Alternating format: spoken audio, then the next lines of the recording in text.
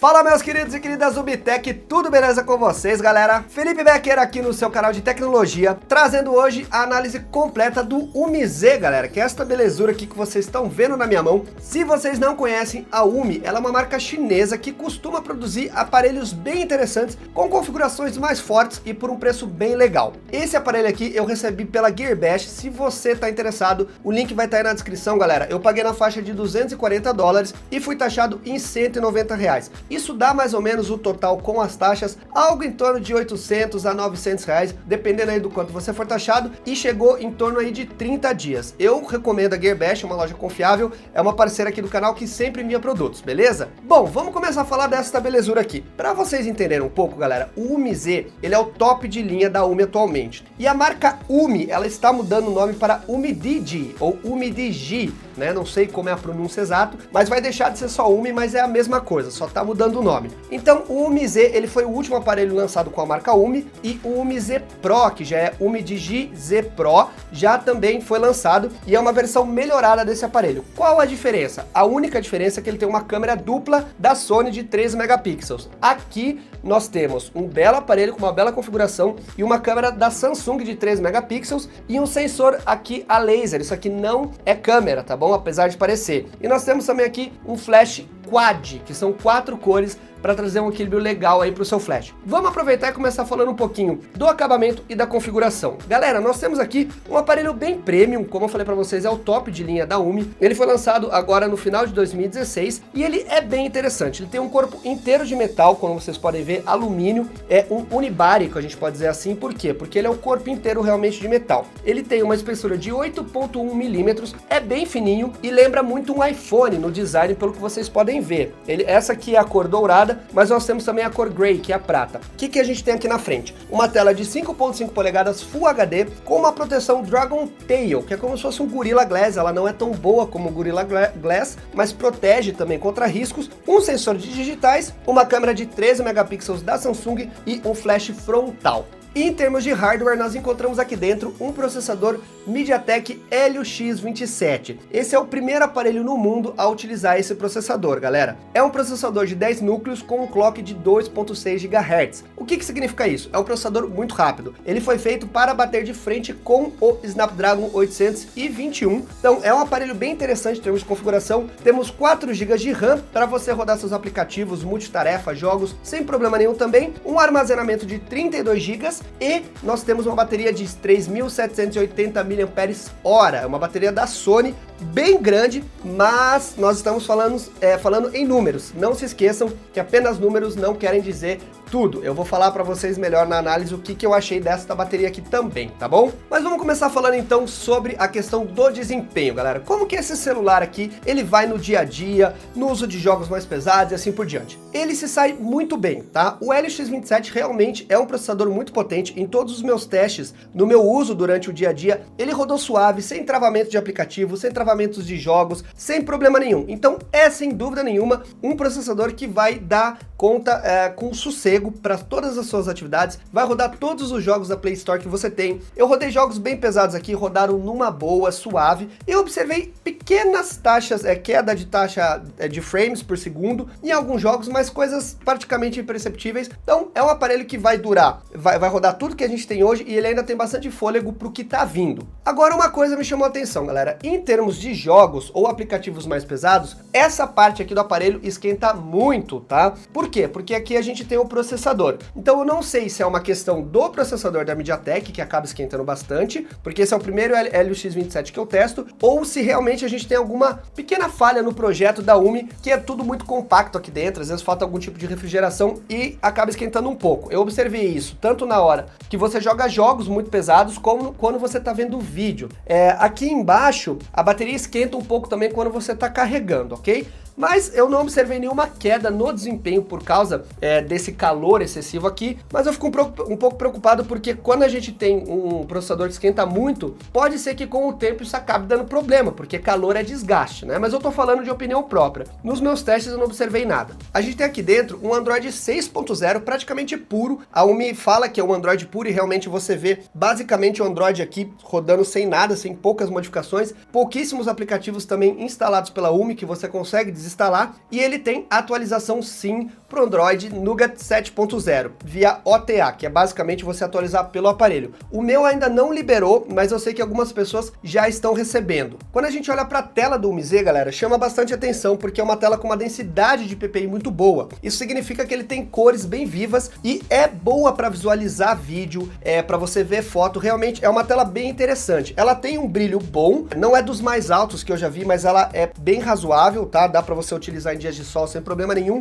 Então a UMI tá de parabéns, porque em relação ao acabamento, esse é um aparelho muito bonito. Na mão ele passa uma sensação de qualidade muito boa, ele não é grosso, tá? Ele tem uma espessura dentro dos padrões atuais e ele lembra muito o iPhone 7, como eu falei pra vocês, que tem gente que olha e pensa que é o iPhone. Mas é o melhor aparelho da UMI que eu vi em termos de acabamento e ele realmente é muito, digamos assim, passa uma sensação muito premium na mão. Agora vamos falar um pouquinho da bateria, galera. Como que dura essa bateria aqui da Sony, né? O legal é que a UMI ela dá muito destaque pros componentes dos celulares dela. Então a gente tem uma câmera da Samsung, uma bateria da Sony, uma tela da Sharp e que mais? Eu acho que são esses fornecedores. A bateria da Sony é uma bateria de 3.780 mAh. Em termos de especificação, isso é muita bateria. Os celulares atuais que mais possuem bateria é na faixa de 4.000 mAh. A gente tem alguns absurdos com 5.000, como por exemplo o Zenfone 3.1, né, que a gente fez a análise há pouco tempo aqui no canal. E o que acontece? Ela tem um desempenho satisfatório? Não, galera. Na minha opinião, a bateria não dura o que ela deveria durar. Você consegue um dia de uso pesado? Consegue, mas no final do dia você precisa recarregar. Se digamos assim, eu tiro ele 7 horas da manhã,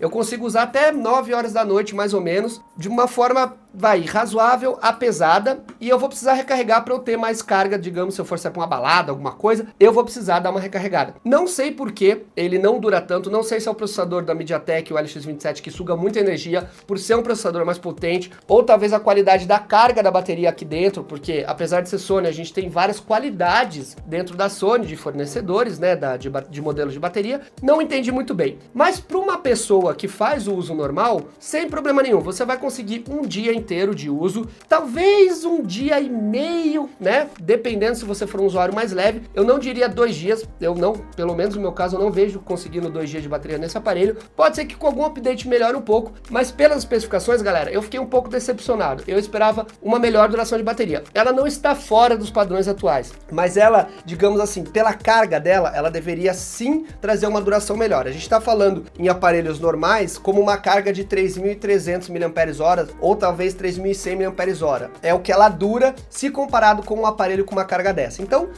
como eu falei para vocês, não é o melhor dos mundos, mas atende digamos, o que o mercado atualmente fornece. Por isso que eu sempre falo para vocês que só olhar a especificação, galera, não é o suficiente, tá bom? Agora vamos falar da câmera, né, que é muito importante. A UMI deu bastante destaque para essa câmera, por ser uma câmera de 3 megapixels, assim como a frontal, e ela tem um desempenho mediano, tá? Eu vou dizer para vocês o seguinte, é o que eu sempre falo, nós estamos falando de um aparelho de $240, que é na faixa, de R$1.000 com taxa. Você consegue um aparelho desse no Brasil com esse preço? Não. Longe disso. Então, em termos de desempenho de câmera, é um desempenho mediano, eu não diria que é ruim. Em dias de sol, em dias ensolarados, com condições boas de luz, as fotos saem boas, você tem uma boa profundidade de campo. O foco, eu não achei tão rápido, eu achei que o foco, muitas vezes, mesmo com condição de luz boa, ele dá aquela buscada, apesar de ter PDAF aqui, que é um sistema de foco, ele dá uma buscada, às vezes, para encontrar. Então, não é a melhor câmera do mercado, de celular chinês que eu já testei, não, tá longe de ser, mas também tá longe de ser uma câmera ruim, tá? E em termos, quando você tem luz baixa, então à noite, ou condição de luz como uma luz mais fraca, ela já sofre bastante. Você vê bastante granulação, o foco fica mais complicado ainda, o balanço de branco um pouco bagunçado. Então, ela atende dentro dos padrões, tá? Mas não vai ser uma câmera comparada a um celular top de linha, tá longe disso. Apesar disso, eu já tive outros celulares chineses aqui que se saíram bem pior do que a câmera do UMZ. Câmera frontal, mesma coisa, dia de sol, legal, tem uma boa foto. Em condição de luz baixa, você já vê o ISO batendo alto, aquela granulação pesada. É utilizável? É utilizável, mas não é uma foto bonita. E outra coisa que eu observei, que eu gostei na câmera, é que eu não vi muito pós-processamento nas imagens. Então, normalmente, você tem celulares que às vezes pegam pesado demais no pós-processamento e você fica com aquela imagem meio pastel, como eu sempre falo, que é uma coisa muito, parece que é uma pintura quando você aproxima a imagem. A câmera do UMZ eu não observei muito isso, então dá a entender que a gente tem um sensor legalzinho aqui. Então, resumindo a obra, não esperem muito, esperem uma câmera legal para dias fáceis, que são dias com boa condição de luz, e condições médias você vai sofrer um pouquinho, mas dá para usar, não é uma coisa que fala, meu Deus do céu. Quando a gente olha para a gravação do UMI-Z, galera, ele filma até 4K, 30 frames por segundo, e 1080p a 30 frames também. Eu não sei se vocês perceberam, mas eu não trouxe ainda o teste de gravação. Por quê? Porque eu tô tendo um problema sério de não conseguir acertar o autofoco dele. Na verdade, o autofoco dele não está funcionando. Ele tem autofoco, eu já até pesquisei isso no YouTube, vi outros testes, as pessoas realmente utilizando ele com o autofoco funcionando, né? O autofoco ele automaticamente buscar o foco o tempo todo na filmagem, só que eu não consigo, eu simplesmente ligo a gravação, ele não funciona nem 1080, nem 4K, nem 720. Então eu tô olhando se há alguma configuração que talvez eu esteja vendo errado, que aparentemente não é, porque isso é automático, né? Não dá para você desativar isso de uma forma secreta, digamos assim. E eu já olhei nas configurações, então não sei se é algum bug do sistema. Então esse outro ponto me chamou muito a atenção, porque para filmagem, se você não tiver autofoco, é um saco. Você tem que ficar clicando na tela. E eu sei que esse aparelho tem, mas ele não está funcionando nesse modelo aqui. E em relação ao desbloqueio, galera, nós temos o sensor digital que vocês estão vendo aqui. Ele funciona bem? Mais ou menos, tá?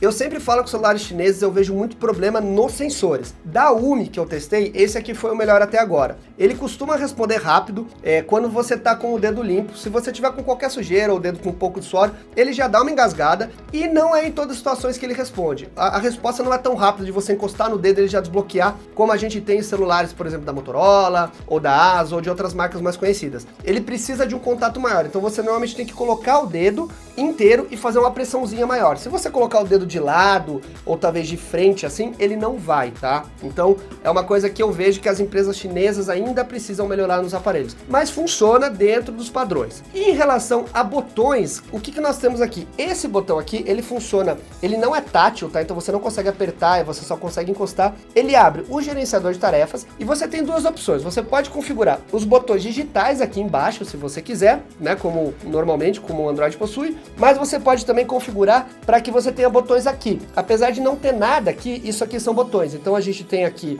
um back e a gente tem aqui um botão para abrir até para você configurar as telas iniciais. E aqui a gente tem basicamente o retorno para a tela inicial ou o gerenciador de tarefa. Então é interessante porque você tem, digamos assim, tanto a opção de utilizar botões físicos ou botões digitais. O botão tátil funciona normalmente, vez ou outra ele falha, mas costuma responder bem. Eu achei legal a UMI dar essa opção de você trabalhar os botões aqui ou na tela. Em relação ao som, galera, nós temos dois falantes aqui embaixo que tocam bem alto, tá? Realmente me chamou a atenção que eles chegam a sons bem altos realmente, só que isso não significa qualidade de som, tá? Falta um pouco de grave no som e você vê que ele é um pouco metálico. Então demonstra que é um falante padrão de aparelho. Ele não é ruim, mas ele falta aquele grave, ele falta aquela, digamos assim, um som um pouco mais equilibrado. Ele bate um pouco metálico, um pouco seco em alguns momentos. E nós temos aqui um carregador USB tipo C, beleza, sem problema nenhum. Ele vem com o carregador Quick Charge, ele tem aí a tecnologia Quick Charge, que essa é uma coisa que me chamou a atenção,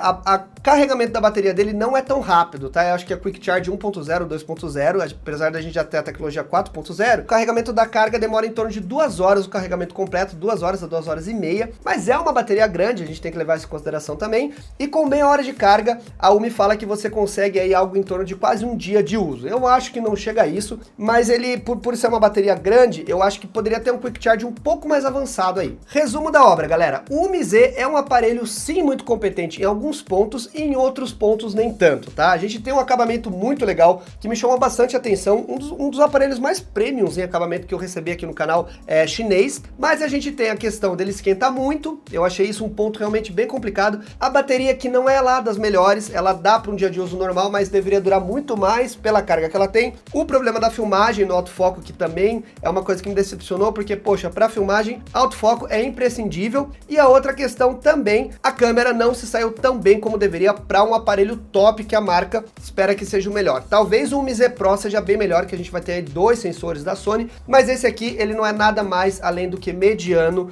considerando o que a gente espera de um celular top de uma marca. Beleza, meus queridos? Então, se você tiver interesse, eu acho que existem aparelhos melhores em outros sentidos? Sim, eu acho que existem aparelhos mais completos de outras marcas. Eu vou colocar aqui na descrição para vocês outros modelos que eu acho interessante também, assim como o Mi Z e o Mi Z Pro, tá bom? Aí você fica na liberdade de escolher o que é melhor para você. Espero que vocês tenham gostado dessa análise. Não esqueçam de deixar seus comentários aí. Se você tem um Mi Z, traga suas opiniões pra galera, conversem aí nos comentários para poder ajudar também outros inscritos que acompanham, tá bom? Não esqueçam de se inscrever, deixar o like, compartilhar esse vídeo com a família e com os amigos e a gente se vê no próximo vídeo. Eu sou o Becker, valeu e um abraço, galera!